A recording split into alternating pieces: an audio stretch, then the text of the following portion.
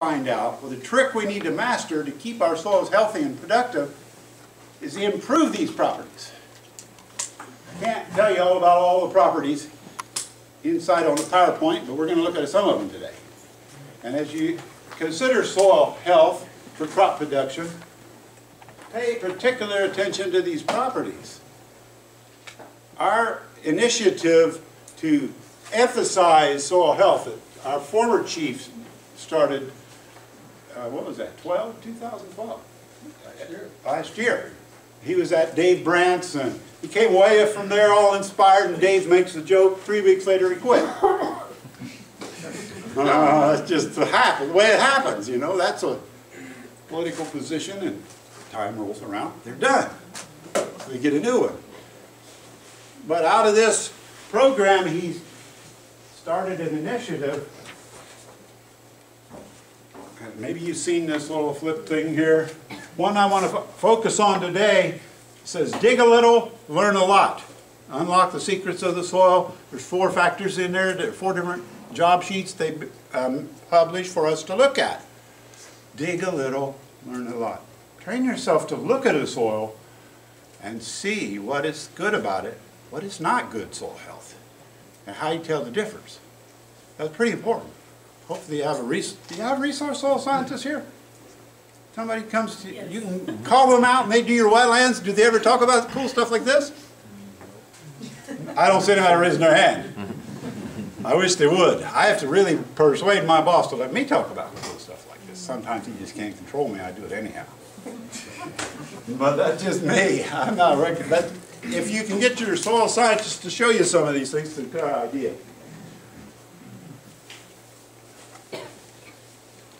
All right. Now there you can see the horizons jump right out at you. That's a way when a soil is developed in nature that it should look. You have topsoil, you have subsoil, you have different horizons as you come down through there. Topsoil, maybe there might be 2 different ways, break that down, but under a grassland that's deep, malic epipedon, dark black soil surface, very loamy, very good structure. The structure would be at least moderate, maybe strong grade of structure in there. The structures keep their shape. All these roots coming down from the deep grass, and that's very important. The roots puts a lot into the soil. The organic matter that comes out of the root into the soil, most available type of nutrients a plant can get. It feeds the microbes. The microbes then build the soil. In fact, about a fifth, 20% of the photosynthesis that a plant does is devoted to feeding the microbes. I want you to think of that. Ray Archuleta will bring this as a slide. How many have heard Ray Archuleta? Heard him? He's one guy I know that's more boisterous and enthusiastic than me. I can learn from him, and I like to learn from him because he has a lot to say. But think what the Creator did. Pardon me if I talk about the Creator. He made this arrangement in soil. Plant growth, almost 20% of the energy the plant generates to grow from photosynthesis, 20% of it goes to feed the microbes. These guys are important. It's a wonderful system, and we are just now really, in the last few years, beginning to buy into this and understand it. So give some strong attention to this. Why would the Creator make it that way? Soil is not dead, it's alive. The creatures are so numerous in species. The weight of 2 elephants in creatures in this was brought out by Don. In a teaspoon of soil you can have 3 billion bacteria. 1 teaspoon. There's a lot of life in the soil. You talk about the nematodes. We think about, oh, that's a bad thing, because diseases in the soil kills our plants, kills our beans. Well, there's thousands of species of nematodes. If we have a healthy population of nematodes, one of the broad groups of nematodes is predatory. You have fungal feeders, you have bacterial feeders, you have disease-producing nematodes. and predatory nematodes. If you got a good rounded population, the disease-causing ones ain't got so much of a chance because somebody's there to eat them. That's the way of these animals in the soil if they're healthy. But if we go jockeying around with their environment and destroy it, they can't live, the population gets ruined, let's say, the diversity of the microbes in the soil gets diminished, well then the functions they're supposed to do, they can't do it. They can't do it because they're not there to do it. It takes thinking on. There's a lot more here than just putting a cover crop out here and we're going to build up our soil health. What is really changing? Mother Nature's been farming for millennium in the Corn Belt. The best soils you find are like that grassland soil right there. You see the horizons are very distinct. Mother Nature formed them in 15 or 18 millennium. Mankind comes along in the last couple of centuries and decides, well, we think we know a better way to farm. As the creator, we can do better than the creator? Come on, let's get with it. We have to size up what we're doing and see what is happening. What are we causing to happen in the soil? Do you think this is good or what? And that's an extreme case. But the more times we work the soil, more organisms go by the wayside. Mother Nature don't plow the forest nor the prairie. And yet the soils there are the best in the world, among the best in the world. Excuse me for being preachy. Try not to be. Don't take it personal. I get excited. Mimic Mother Nature. So that's the take-home message about all these comments about forests and grasslands. Whatever we can do to farm as close to Mother Nature's way is going to be good for our farming, cropping systems. Okay? Man's ecosystems leak. There's a growing root in the root zone as much as possible during the year. Prairies have roots in them all year, forests all year. We may not be able to achieve that, but if we get some covers out here, we can get a lot more months with growing roots. And that's building soil. Rhizosphere soil builds up the soil. All right. Now, we have the lights, and we need to give Randall a little time while I get me about 4 volunteers up here. Sir. We're going to do our Slake test here. Volunteer? Over there is a volunteer. Any more volunteers? I like volunteers. They like it. And in the back there, black coat. Come on up, come on, come on. Only 2 out of this whole group? Come on. All right. Thank you, young lady. You're stronger. Will you come up and help us? Me? You. Yes, you. Right here. Right, you come right here. How about yourself right here? All right. Hey, Kelly, look at me first. Right here. We'll, look at me first. Girl, boy. Girl, boy. Okay, go ahead. Natural here. All right. Now, in front of these folks, they got 2 macro aggregates. We had a picture of them up there. If you look on your slide picture, we're talking about Porosphere. Porosphere is one of 5 ecosystems in the soil that I'm going to talk about today. The porosphere is a zone in the soil that's concentrated macropores, a lot of pores in this area. It was a Dave Brandt's, a soil pit on Dave Brandt's farm. There was 30 nightcrawler burrows in a square foot, 1/4 of that soil pit. Now he's been in no-till for 40 years and covers for 10. And so he's really encouraged the development of macropores, and he doesn't plow ever. He hasn't plowed since 1971. So his pores are continuous. He don't disrupt them and make the nightcrawlers move out until the next time they can have an undisturbed soil. But he keeps the habitat open for them. All right, George, you got to take 30 seconds. Reboot your no, you're fine. Secret password. I can see everybody can see. Now we're going to see if we can. You want to run the pictures, Randall? Somebody's got to do it. Somebody's got to do it. Why don't you do it? She wants to do it. Well, she's so good. Now, I'm going to talk about the first 3, and then I'm going to have...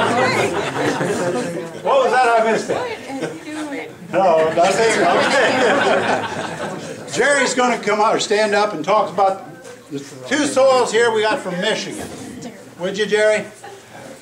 Put this one in your left hand and this one in your right hand. Who's got the no-till? Girl in the blue or the other? That's funny. Sharing. No-till's in her right hand.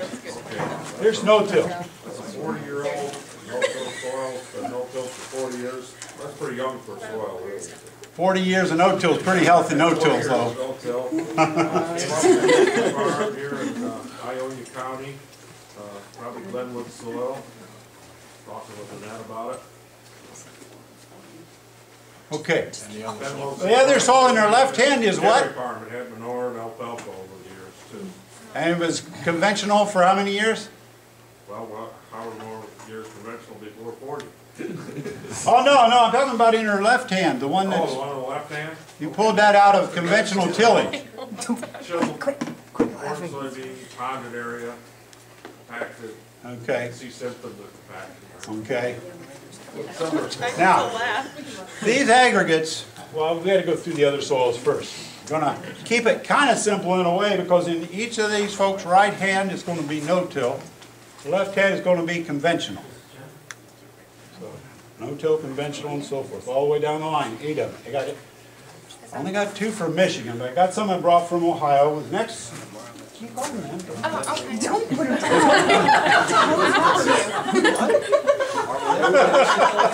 It's all right. We can have fun with you. Yeah. All right. She said, what's your name, by the way? You're a good sport. Kelly. Kelly. Thank you, Kelly. All right. Well, keep holding those. We're gonna drop them all in at one time. Oh. Your name's Tony. Tony. Okay. In the right hand there is a soil from my Christmas tree farm, a soil called Wea. It's an outwash soil. It's been in Christmas tree cover for 32 years. Never been plowed for 32 years. Under grass, so we should have a lot of soil glue. Now, I used the term earlier. Soil glue is what's generated by the microbes and their life processes of their living their life. They generate all kind of substances that holds soil together, especially the mycorrhizae fungi, a substance called glomalin is generated by those guys, holds aggregates together.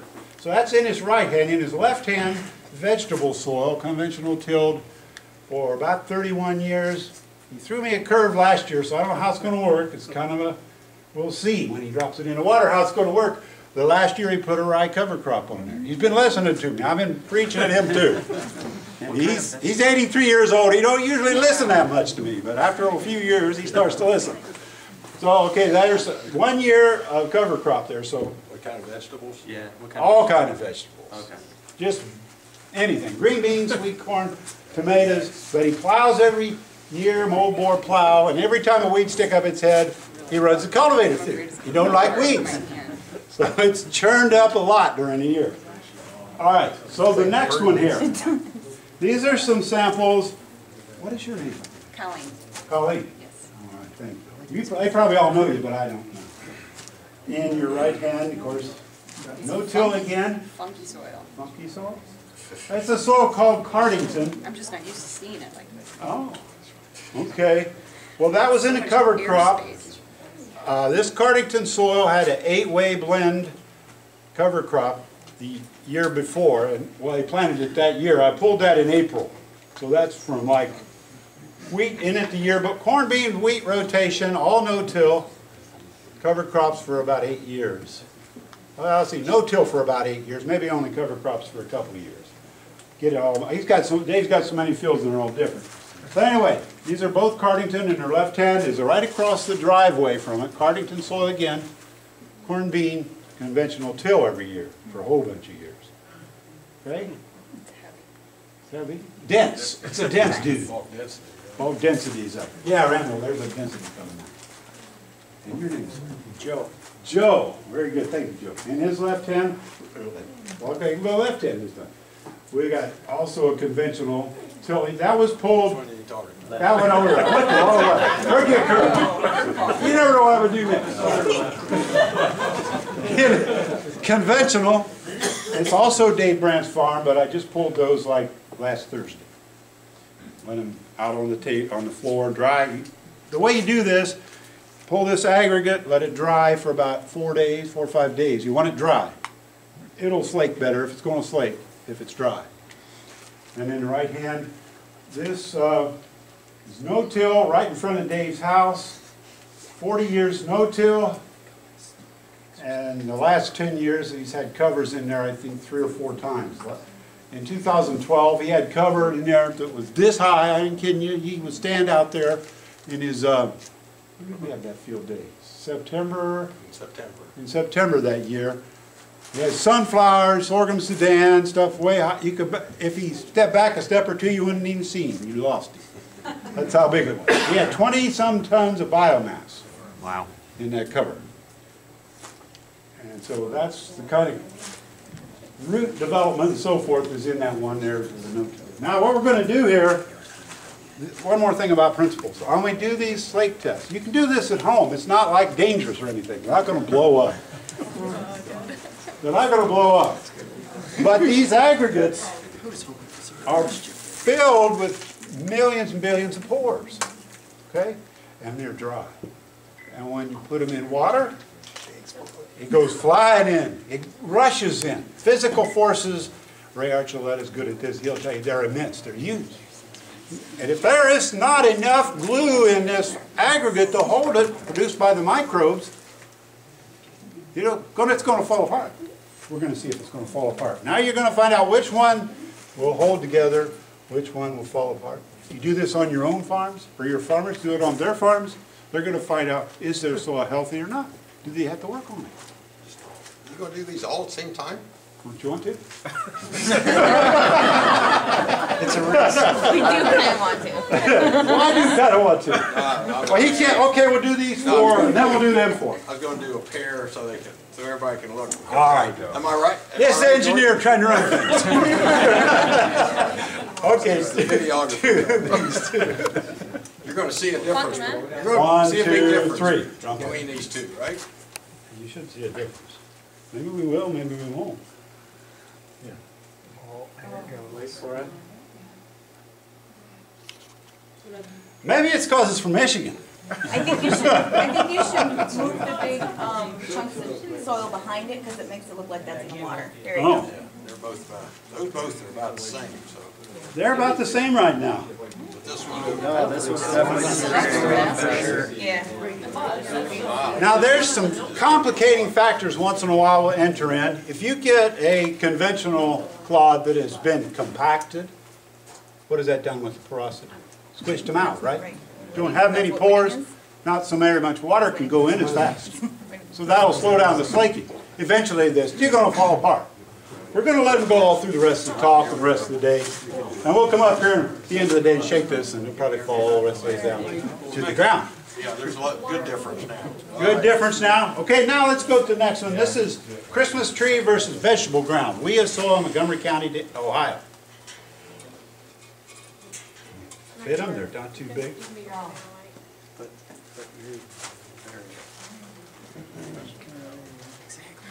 A little more active, huh? A little more active. See, you can do this at home. Do you know what you're looking at? Any questions about what we're looking at here? Where'd you get the glass Where'd I get the glass? containers? There was a barrel one to do it. Hobby Lobby. And I wait till they got 50% off. Because they're about 16 bucks for one.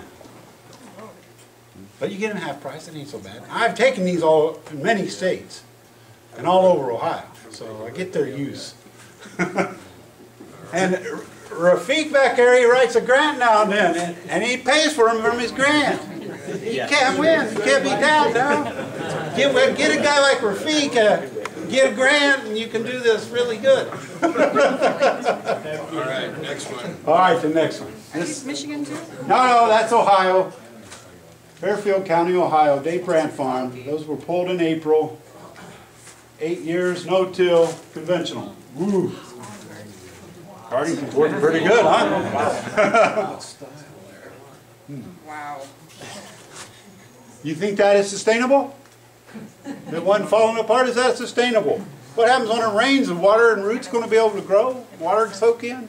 Water's going to run off and go down the Miami River, down the Mississippi to the Gulf of Mexico. We're going to have hypoxia all over again. And that's where it's coming from. No, it's just going to get worse. It's going to continue to get out of control. Good point there. All over again. Yeah. Worse again. Okay. Wow, that one's doing better than it did the last time. All right. Now these are the same two soils, but these are newer samples. Just pulled them last week. Cardington soil. 40 years no-till on the left. Conventional on the right. The one on the right is Dave Brandt's uncle's place just down the road. And his cousin come by and he was a good sport about it. Because he saw us out there digging, he wondered why his nephew was out there digging up his field for. So that's 20 years of just worse than the one I had on the board, on the pictures. 20 years soybeans conventional on the left over there. I don't think it's doing as good as the other one, but we'll give it time. We'll give it time.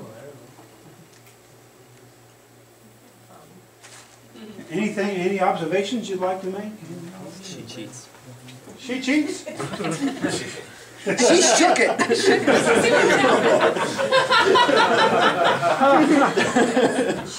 Just wanted to make sure everyone's aware in case they play euchre with you. Can you do this test with a real sandy soil, or is it just not going to work? No, it'll work. There's glue in all soils. That's a very good question. I challenge you. Do it on a sandy soil. You have a farm with sandy soil? Oh, golly, yes I do. I know Michigan has their share of sandy soil. So we got three kinds of soil. We got too much sand, too much clay, or too much water. That's good. Very good. By all means, do this at home. I challenge you to do it. Figure out if your soils are up to par what they should be. Do they have the organic life in there? In the soil glue. Wow. You have the magic touch. Still all there. Give us a hand here for our helpers. We appreciate it. We've abused them enough.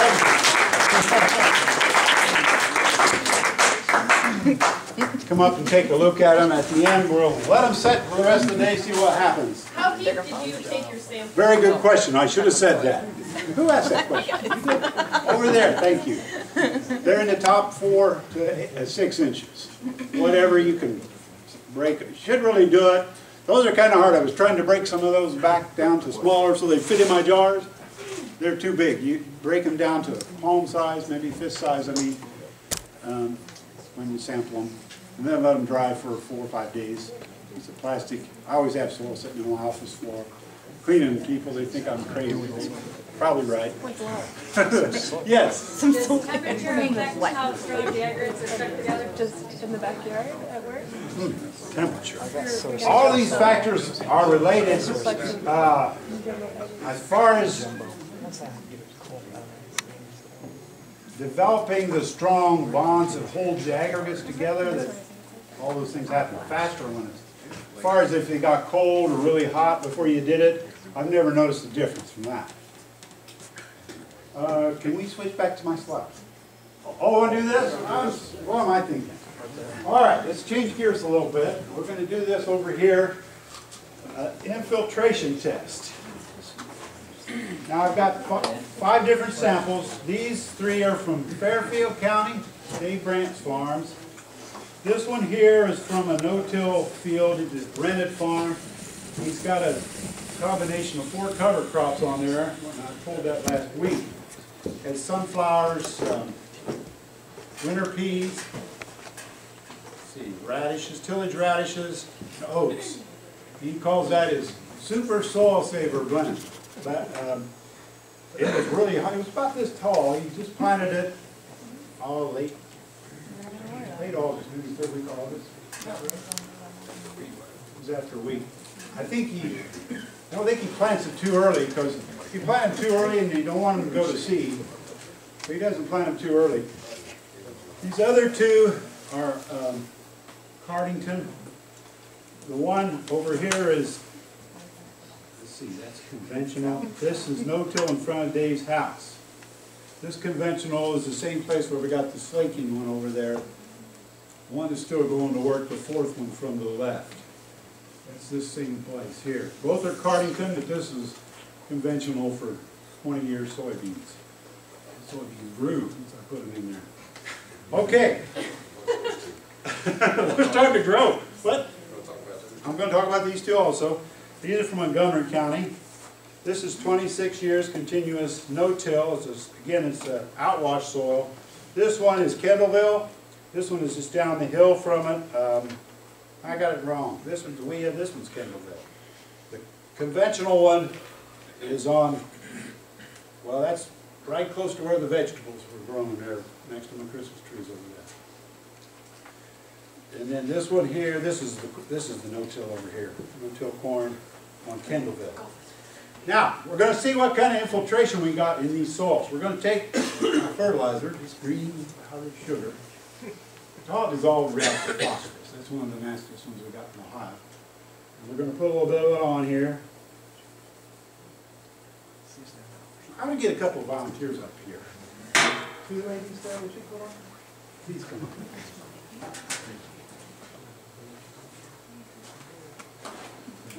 About 20 shakes. Dissolved reactive phosphorus right there, right there, and right there. Right in the middle now. My water when it comes out of my regulator to hit it.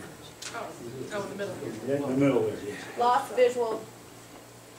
You lost visual? Oh, okay, I gotta do it again.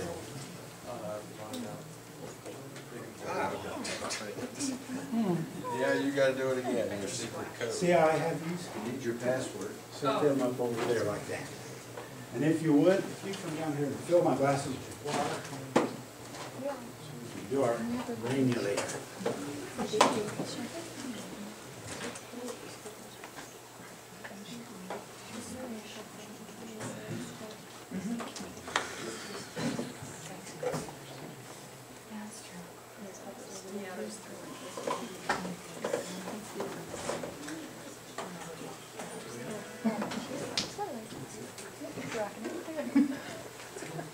Working.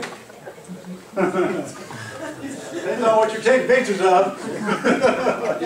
You were turning this upside down. Oh, I know. That has holes in it? Yes, it is. These are all supposed to have holes in it. Hopefully they do. Yeah. I poked it with a thumbtack. Hopefully, if it don't rain, it won't rain. It won't work. I won't.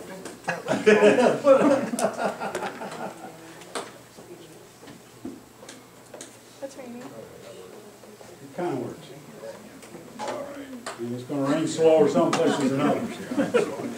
All right, that's all right.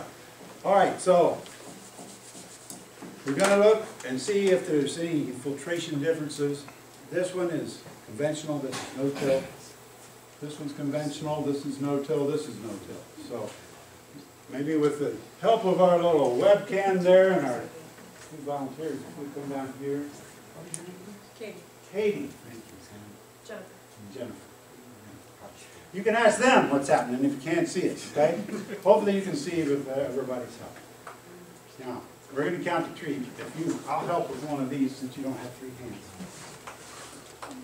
Count to three and we'll get all the rain going at once. 1, 2, 3. All right. Now we're going to watch the dish beneath each one of these profiles. These profiles were collected, of course, in place, not disturbed. That's the whole secret of it. You're not disturbing the macropores. The macropores are being preserved as they were in the field.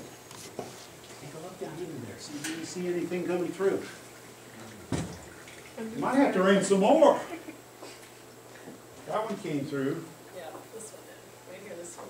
No-till. 40 years no-till. That middle one on your end is 40 years no-till. Cover crops for 10 years. Just ran off. Conventional till here on my outwash on my uncle's place. Runoff. Now that's how it's supposed to work, right? I mean, it didn't do what we would expect it to do. What's happening? Can you explain why that all run off? Sure, the conventional tillage doesn't have any fertilizer trickling through it, ran off into the side pan. This one has a couple of green drops, but not much. Its pores are filled. There's no pore space. In the real world, in a crop field, in no-till, you have macropores going down from the surface. Night crawlers are what you call an anecic worm. Their burrows go clear to the surface. If you get a lot of them in a square foot or a square meter, a lot of water can go right straight down through those macropores as long as they're open and be stored throughout the root zone or whatever depth those pores go down. It's a very good thing. It's got a good chance that way when you get to July and August and everybody else is dry, the neighbor's ground, which is not no-till with all these pores, is dried up. We still have some amount of inches of water stored in the soil. Our crops can still get some drink. They still want to drink, especially when it's August like it was in 12. That's at least in Ohio. I don't know if it's that way in Michigan. Question? So when somebody argues that no-till is increasing the dissolved phosphorus in the Lake Erie Basin area, Yes, sir. that would be not the case necessarily based on these sorts of examples, because it's not necessarily running off of the top of the no-tills. Not running off the top, is it? No. Now, you can get water going down a macropore into a tile. Frank Gibbs, if you ever, he's my retired friend, soil scientist from Ohio, Northwest Ohio. He's done a lot of studies, macropores. He and his friend Martin Cipotallo have studied that intensely. And so if those macropores are open to tile, it is a chance you can get nutrients going into the tile. The places where that happens, I mean, if those pores are open all the way to the tile, you're going to have to deal with that. Either you don't do it then, some of the fields have sub-irrigation, they close those off, but that's the only case in no-till where you might get water going down macropore, which is full of nutrients. Cover crop roots. Cover crop roots, thank you very much, is the thing. You got to look, you got to have a macropore filled with the growing root. You're not going to get any leaching down through such macropore because the root's going to get all the nutrients. Okay, so how much time during the year you have open macropores? It's definitely, you got two reasons in that case why you want a cover crop in a field like that. If they got water quality, watershed problems, and all like that. We haven't talked to you yet. What happened on yours? This no-till system Okay, has a lot of nutrients that's leached through. each through, okay? And some runoff. This Some no-till runoff. system has nothing that's runoff, but you have some. Yeah. And then the other one, I can't see quite as well, but there's not as, well. There's some came through it, Yep, and some came off, and it came off. which that one was not, that was That was good. conservation tillage. Actually, it's chiseled, but it's not very much residue. It won't officially make conservation tillage because you wouldn't have 30% cover Right, on this one here with the soybeans, 20 years of conventional. the soybean didn't need it, so, no, I'm just joking. So talk about the different, we got this phosphorus issue with algae. With algae. And no-till is getting blamed for having fertilizer spread It on the has been said, surface. hasn't it? Yeah. So what's, I'm a pro no-tiller, I don't want blame for that. So what's the explanation? It's a U of M No-till by study. itself is not really the answer to water quality issues.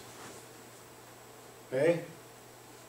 Ray Archuleta, when he talks about no-till, and he came to the Grand Lake St. Mary's watershed, which is in Mercer County in my area, northernmost county, tremendous blue-green algae problem there. He said no-till doesn't work without biodiversity.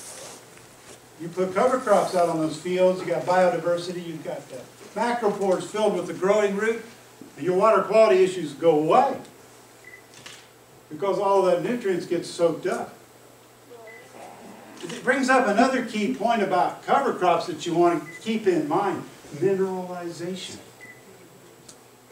You get year after year. It's like putting money in your bank account, if anybody saves money anymore. My wife uses mine up, and I do my share too. But if you put some in a savings account, then you can take some out when you need it in the future. And mineralization works that way. Every year after year after year, put nutrients into the organic pool of nutrients in the root zone. Keep building on that. Dave Brandt says he saves 75 to 100% of his cost of fertilizer every year. I rode the combine last week when I was on his place. He had Cardington soil, that same soil he's showing over here. He was pushing out 250 bushel corn. The Cardington flat spot on the Cardington. You don't put much fertilizer on, ladies and gentlemen. Very little fertilizer. But he's been no-tilling for a long time. That farm, not as long, maybe 10 years on, maybe not quite that long. I don't know how long he's farmed that farm. But on his home farm, he's no-tilled for 40 years, and he's been putting this organic minerals, all this nutrients into the soil for 40 years in organic form. And you might only get a percentage of that out each year. But if he's saving 75 to 100% of his fertilizer costs and getting 200, 225, 250 bushel corn, is he making money? Yes, he is. You got farmers doing that? Do they know they can do that? Have you told them? After this, you better tell them. What's he spending on herbicides? What's he spending on herbicides? About half. Because the weed problem, that's a good point, is much less. Broadleaf weeds, he has, if he uses sorghum Sudan mix with some of those tall blends he uses, weed problems, broadleaf weed problems go away, many of them. So he's using the cover crops as helping out his weed problems. Yeah. Yeah. He saves 50% on his herbicide costs and maybe 75 to 100% on fertilizer costs. He's laughing all the way to the bank. He's got money to drill. Is he drilling it? Drilling his cover crop? Good point. I'm glad you said that. You mentioned this morning you use radishes and winter peas. He puts them on with the planter. 15-inch row space. 15-inch spacing. He's got a splitter. He puts on 2 pounds of something of, which one is that? Peas? Well, the radish. Radish. He puts on 2 to 3 pounds. 2 to 3 pounds on the radish. That's probably right. Think about corn. You want to space what, 6 inches apart roughly for corn. Well, for radish, 4 inches apart. So that's the precision he gets. He with spent that. $100,000 on this planter. He's not bashful about telling you, but he's got maybe 300 acres of this he does every year. It costs him $14 an acre to put his winter peas and radishes out. And yet he's saving that kind of money.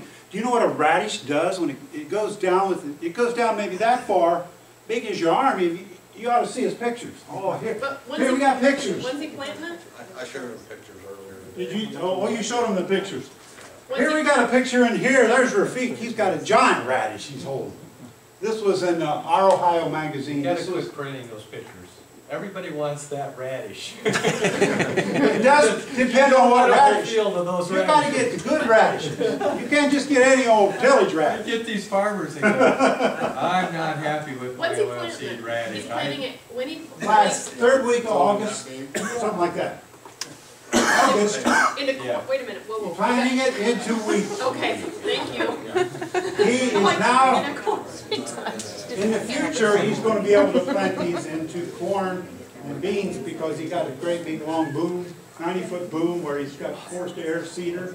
Oh, forced air. And he's going to drive through the corn or beans as he chooses, probably the beans for corn the next year. So get the radishes going. And he'll plant the corn right down where the radish was because it's the most mellow ground. It's full of all the nutrients that the radish scavenged. The taproot of that radish can go down 30 inches or more, and it sucks all the nutrients into the carcass of that radish. When it dies, it's kind of gross. It looks like a wad of snot laying in the soil.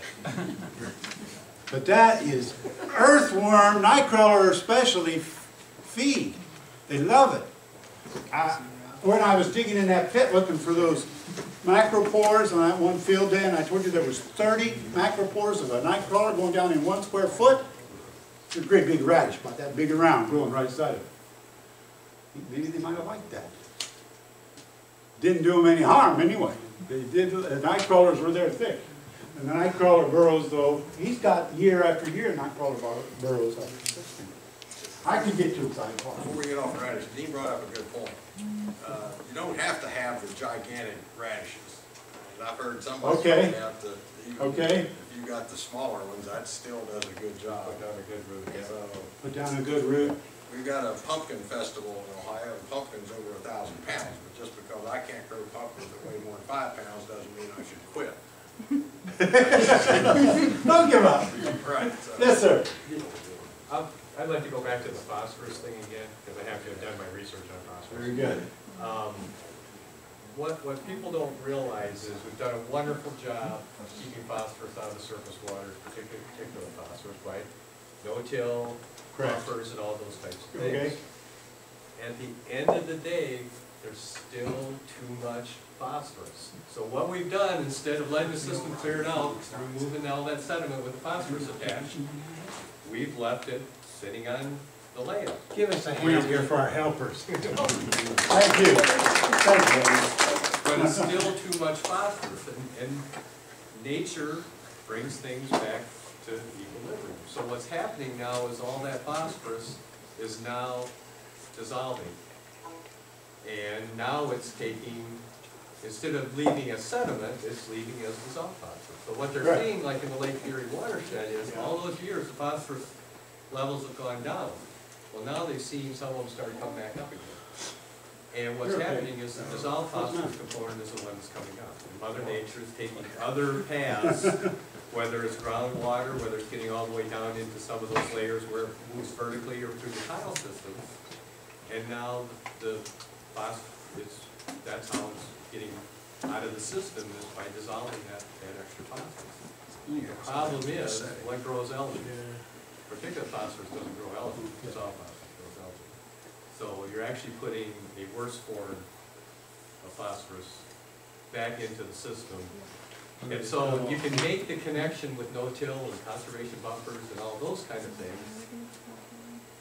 But, you know, at the end of the day, in a lot of these places, there's just too much phosphorus. We've got to cut back on phosphorus. So, Dean? We were in a discussion, we'll get that in just a second. We were in a discussion last week, and probably like the 80-20 rule, probably 20% or even 10% of the farmers are the ones that are causing 80% of the problem in terms of the Maumee River, Lake Erie. I'm talking about the Ohio farmers. Michigan's probably the same way. So that's one point. The other, so you really need to concentrate on those that are causing the problem. The other thing is, it only takes about ½ pound per acre of phosphorus to cause the algae problem. And as a farmer, you're thinking, well, I put on 100, if I only lose it ½ pound or a pound, so what? That's normal loss. But from the environment, that's all it takes. So that's For really the quality, you can't stand any well, that's entry into the water. But I'm thinking like a farmer here. If I'm going to lose one, shucks, how much nitrogen do we lose if we put it on in the fall of the year, which you're not supposed to do? But yeah, lose 10%. First to Michigan. We got Illinois coming. I mean, do we need to start thinking about some different practices to deal with this instead of worrying about waterways and buffers? And we need to start thinking about drainage water management and maybe rebalancing our calcium to get to try to beat the solubility of phosphorus down through high calcium-based saturations. Yeah, it did. I think now, yeah, we have to start because There you're on the it's right. obviously taking some of these other paths. But it still makes me wonder. Okay, now you do that, you still have too much phosphorus, and so now you're building up even more in that system. Mother Nature will figure out a way to get rid of it, you know, somehow. He'll develop a process. I looked at 2 accountants, one that didn't have a problem with phosphorus, and one that had a huge problem with phosphorus. Yeah, it's going. And the problem was All of a the one sudden, that was gave way. upstream It did. gave all this phosphorus to the one downstream. Weird how And that stuff happens. moves to the next spot, and then you have a problem. And so then once you clear that up, it keeps working its way. So if you've got too much, and we were getting rid of a lot of it with surface runoff. And now we're keeping it. So that's actually adding to the problem. Yeah. What is there any merit to them putting up here at no tiller, they just like doing a correlation? Oh, I think it's, what are you gonna talk about? The much higher levels of phosphorus went in. Okay. What's worrying these people is they saw it go down so nicely and they thought they'd reached all their goals. Now, it's not like it's gone down and